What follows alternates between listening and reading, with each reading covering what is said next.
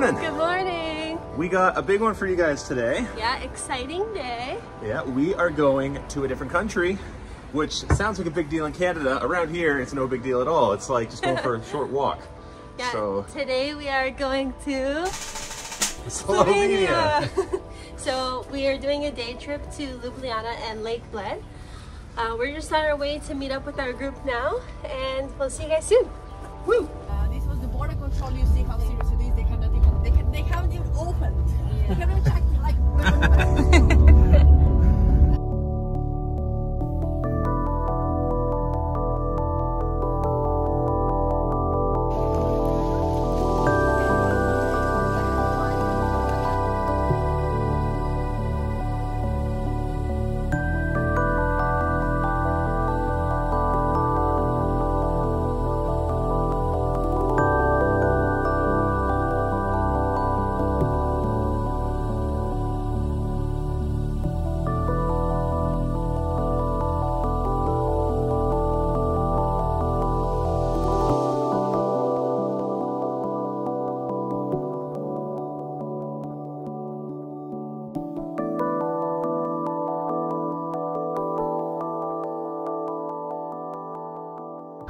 Hello from Ljubljana.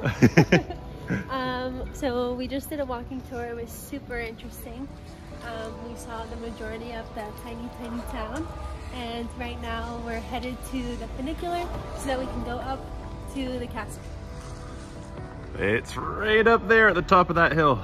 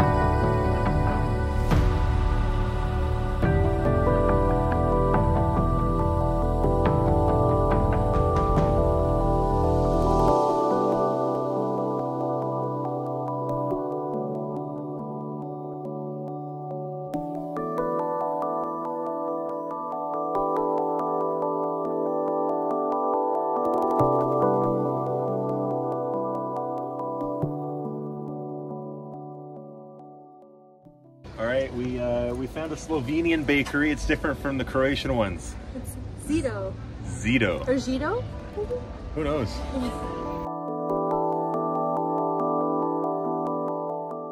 Alright, welcome to stop one of the Slovenia food tour.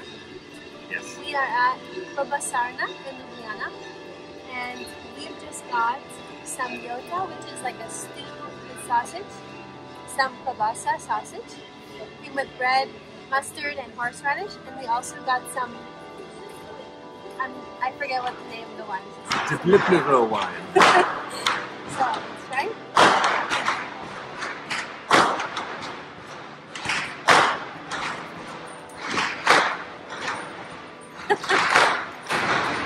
I think it's smooth for wine. Yeah, it's pretty good. It's good. Yeah. Alright. Fun fact, the wine is like 50 cents cheaper than the water here. It's cheaper than water. Alright, yeah, if you hear noise in the background, it's their carnival thing. So, like, you might see kids and like even adults dressed up as, like, you know, you've seen like a firefighter, Spider-Man, donut, like. More of that later. Yeah.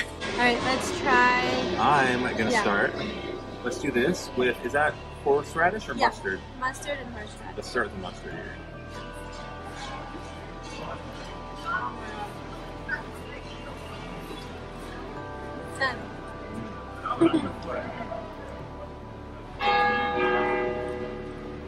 Noise City over here. Alright, I'm trying the horseradish. Oh, I like that. Kind of sour. Yeah. My nose. Yeah, well, wasabi is horseradish. like wasabi. Yeah. Okay. So now we have our stew, our yota. Okay. It's like cabbage.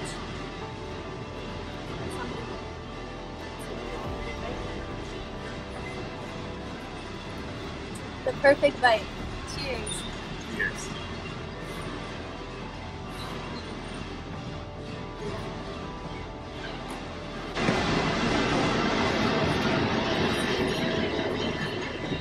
It's perfect for a day like today. It's kind of cloudy and a little chilly. It's This gentle. soup, it warms you right up. It's gentle, warm, and smooth.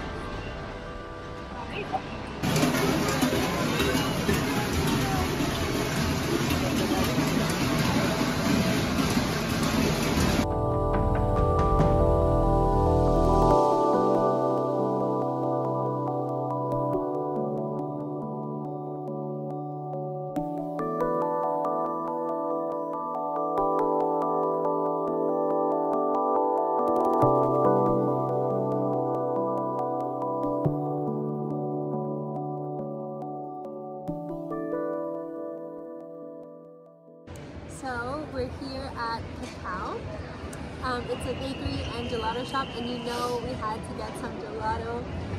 I got salted caramel and pistachio. And I got chocolate, as usual, my favorite. Gotta try all the chocolates. It's so good. As usual.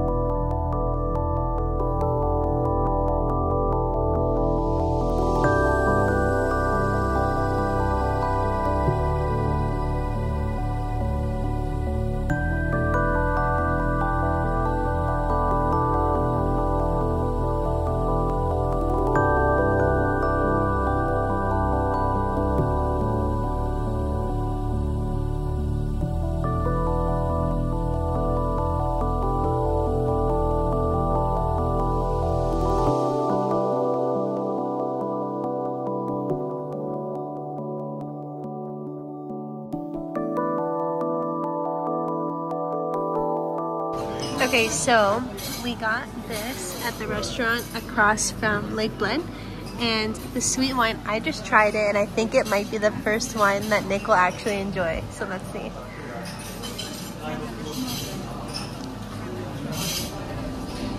I think it's because you took a huge gulp of it. No, that was a small sip. I mean, I can tell it's sweet, but it's still got the bitter behind the sweet.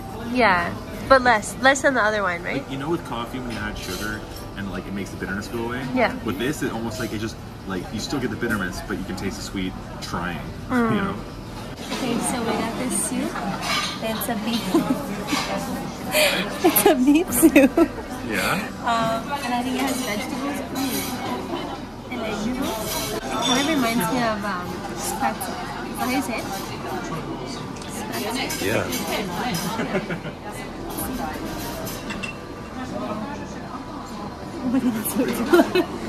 Wait.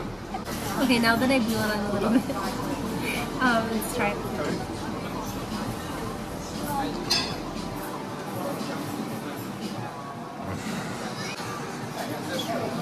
It's really nice. It started raining, so the soup is like so cozy, you know? You want to try the cake? And that's for dessert. Wait. Yeah. All right, let's watch you consume the whole soup for half an hour. Comes with some bread. So.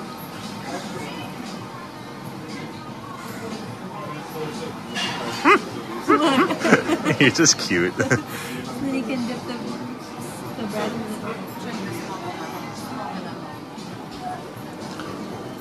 Oh, how is it? It's great.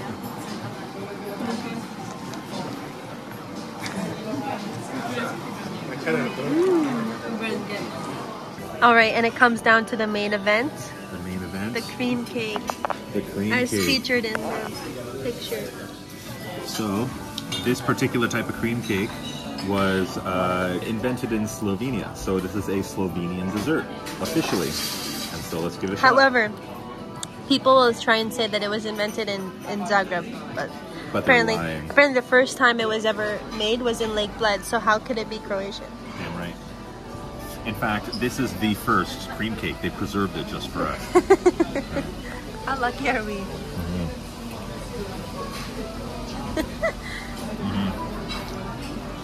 First bite impression? Tastes like pudding with whipped cream on it and a graham cracker. Really? Kinda. Okay. And that's what it looks like. Is it good? Yeah. What do you rate it out of 10? 8. Not bad. Oh no.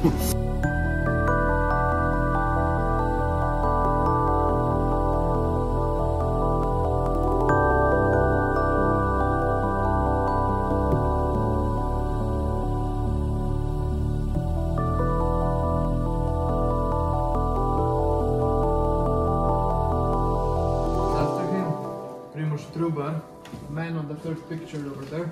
You can also find him on the balcony. He printed first 2 Slovenian books. This was the first one. It's called ABC book, for people to learn how to write and read in Slovenian language. And then he printed catechismus as well. So it was common that the first printed book was the Bible, but he thought, why should I print the Bible if no one's gonna know how to read it, right? So that's why he printed the ABC book, and this book actually helped to save our language, because back in his time we weren't allowed to speak Slovene. We were part of the Habsburgs, so we spoke German. And yeah, those books definitely, without them our language probably wouldn't survive. So I'll show you how this works. First I apply the ink on the module I have set up. This, for example, is for the bookmark, but if I was to print a book, I would need to put letters in one by one, just like they did it. And I put on the paper. We make paper at home as well. We make it out of wood and cotton for the base, and then we add all sorts of plants to make it run a little more unique with different patterns.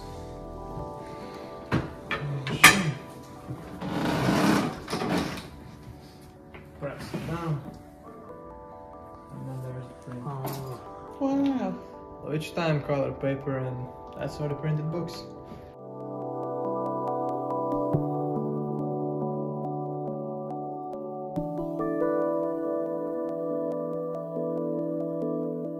All right, we're back. We made it back to Zagreb.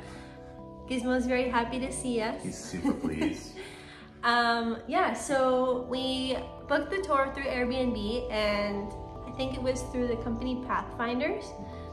We had a tour guide named Lucy. She was amazing. She drove us to and from each place, and she also gave us a walking tour in Ljubljana. Yeah, no, she was great. She was telling all sorts of funny stories on the trip. One of them is about Melania Trump. Apparently there is a school in Zagreb that teaches English. And at one point during Trump's presidency, they put out a bunch of posters all around their campus of a photo of Melania Trump. And it said, "Look how far you can get with just a little bit of English." And so I think eventually Trump's lawyers reached out. In 2 days. Yeah, and threatened the school. Yeah, they, as soon as Trump's lawyers reached out, the president of the United States at the time those posters were down immediately. Yeah. Like, oh my goodness. But yeah, she told us a bunch of different stories. She gave us a bunch of background on the history of Croatia, Slovenia, the whole Balkan area, Yugoslavia. Yeah. So an interesting thing that we noticed. So we've had 2 tour guides so far. One of the tour of the city of Zagreb, and then the other one today. And we both asked them the same question. We asked them, like, what's the general opinion, or what's your opinion on what it was like in former Yugoslavia versus what it's like today? And they both kind of gave the same answer. And that answer is that, oh, it depends on who you ask. Some people really miss former Yugoslavia. A lot of people are really happy with the way it is now, and thought that Yugoslavia was an evil dictatorship with just tyranny and like poor living conditions and all that kind of stuff. But then you ask their opinion, and they say, life was good in Yugoslavia. Yeah. All my memories from that time were happy. And so we're thinking, like, yeah. like was the dictator's name was Tito, who was alive throughout the entire 4.5 decades of the existence of Yugoslavia. And like, was he a good dictator? You know, like he said, they were saying that at the time of Yugoslavia, everyone had a car, a home, a family. They could afford all their food. The food was cheap.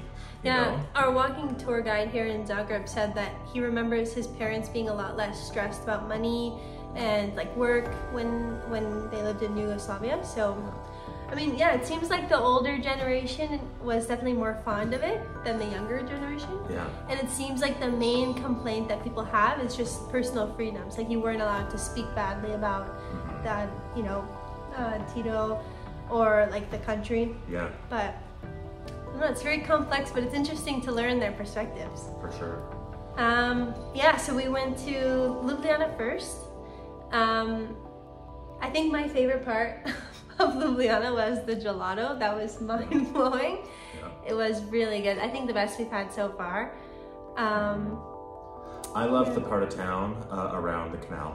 That was really the really canals beautiful. Were gorgeous. I'm always a fan of the architecture and the view and like just the energy that the city provides, you know. But food-wise, I really liked the sausage with the Dijon mustard. That just like, loved it. Yeah, the sausage was really good. Yeah. And then Lucy also gave us a list of 5 restaurants for us to try. And I think we're gonna try all 5. Yes. So unpronounceable. Yeah. Ready? I'm gonna list the 5, and then you guys, our friends and family, give us suggestions on which one we should try first. Okay, so the first one is Stari Fiaker. And that one is typical Zagreb, North Croatian food. The way she described it was like, go there if you want to experience how a North Croatian grandma cooks. Yeah, apparently North Croatian food is, it takes a lot of inspiration from Austrian and German food. So schnitzel, sausage, potatoes. They're like meat-heavy foods. Yeah, heavy meat. And then Korčula is the next one, and Korčula is named after the island Korčula in like on the coast, and that one is seafood and fish, very like South Croatian cuisine. Then we got Vinodol, which is a fusion of North and South Croatian cuisine. Yeah. Kind of, I guess it's just, you know, you can probably just have a variety of your choice. Yeah, it says continental and Mediterranean, so she described it as like, if one person wants to eat like North food, one person wants to eat South food, that's kind of like the fusion that you want. And then we got Batak Grill, which is Balkan style barbecue. Yeah, which is very important. She really emphasized that one. She said Balkan barbecue is the best barbecue in the world. Now, that surprised me. I've never heard of Balkan barbecue before, so we're gonna have to find out whether she's telling the truth here or that's just, you know, some patriotism right there. Yeah, that was enticing though, I don't know. And then last one is Lestruk.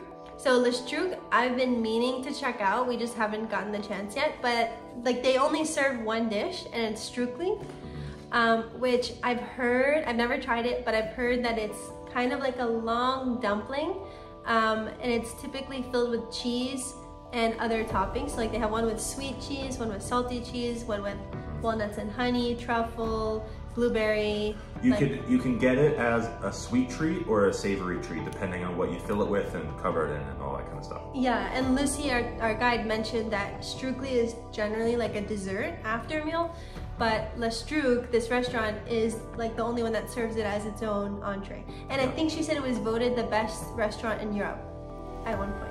Yeah, about 6 years ago, it was rated the best in Europe. I'm sure they pick a new one every year, but the fact that it's on that list is a pretty big deal. Yeah. And it's a 5-minute walk from here. It's crazy. Yeah. Yeah. So let us know which one we should go to first. We're probably going to hit all of them, but if anyone's excited to see. Absolutely. One thing we noticed when we were in Ljubljana is we visited the castle at the top of the hill. And it's big, but I noticed that they like renovated it, but they did like a modern rendition of it. It's just like they kind of just poured concrete all over it. Yeah, it was very like brutalist almost. Yeah, like, but like I guess like I was a little disappointed by that because I'm like, oh my god, we're gonna see a castle, we're gonna see some real history here, and what it looked like is they covered it in so much modernism that you couldn't really feel the authentic experience of the castle itself. The castle's like 400 or 500 years old, and it's a very significant piece of Slovenian Slovenian history, right? Gosh, we're going to so many countries lately, I'm losing track. No, it was beautiful though. Like it was beautiful inside. I think it's more just like we expected, you know, an old castle. Like what was it? Like the 1600s or 1500s or something. Yeah, we expected to like step into the 1600s. But it was like, I respect how they did it. It was like a fusion. Like they kept some, like the old jail cell. Yeah. They kept some areas like super, super authentic and like as they were. Yeah, but then other parts of the castle, they kind of just like covered in concrete, drywall, and painted it white. Yeah. And I was expecting like, you know, a dungeon or something like that, but it was just, it felt like I just walked into a white room. It was weird. Yeah. But the castle afterwards was definitely more than what we were hoping for. It was the castle. That's the one that we took a million pictures of, overlooking Lake Bled. Yes. That was gorgeous. The whole castle. Nick got to see, I don't know, the printing guy. Oh yeah, the guy who is showing off the Gutenberg printing press. The printing machine, yeah. Printing. Gutenberg. Yeah, it was really cool. This castle, it looked like a 12-year-old built it in Minecraft. They found the tallest cliff possible and built it right on the edge, and they made it all cute and stuff. Like, but it's a genuine. And this castle is 1,020 years old. We were walking in. The walls we were touching, the things we were seeing, were all made by people who hauled stones up 1,000 years ago. I can't. And it's like literally perched and hanging off of like a 200-foot cliff. It's crazy. Yeah. No, it was insane. Yeah, we were thinking of like how many accidents must have happened back then when because the cliff is just huge. You'll see in the pictures, but wild. Yeah, and then of course Lake Bled was beautiful. We tried their cream cake. We couldn't get the boat because we just had 1 hour on Lake Bled to explore. Yeah.